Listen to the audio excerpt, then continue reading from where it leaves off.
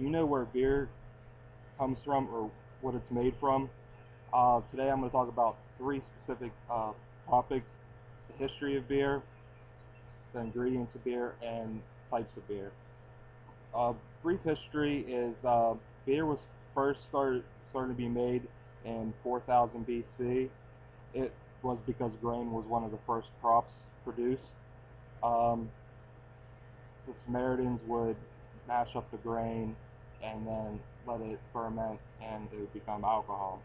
Then the Egyptians took it one step further and added bread, which now we add yeast to give the beer more flavor. Then the next step was done by the Romans. It was the introduction of barley, which is just another one of the few um, things that give beer flavor today. England was where the big steps started become in the beer process. This was in the 1500s, and that was with the introduction of hops.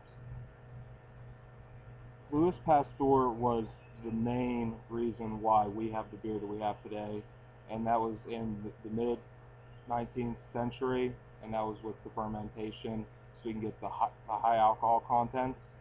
And just it was just great how it progressed. But I mean, it did take a long time to progress with all the different. I mean, you started out in 4000 BC, and then in the 1800s, that's when we got the beer that we have today. The ingredients in beer, there is four main ingredients. You have water, which makes up almost all the beer. Barley, which we use for the malting, which brings out the sugar inside the yeast. I mean, from the barley, which is because of the yeast, it converts the sugars into alcohol, and the hops, which have flavors that add, I mean, which has oils that add flavor. The types of beer that it usually breaks down into is ales, lagers, and wheat beers. Ales are composed mostly of barley. Lagers are use a light barley or even corn, and wheat beers are wheat plus barley.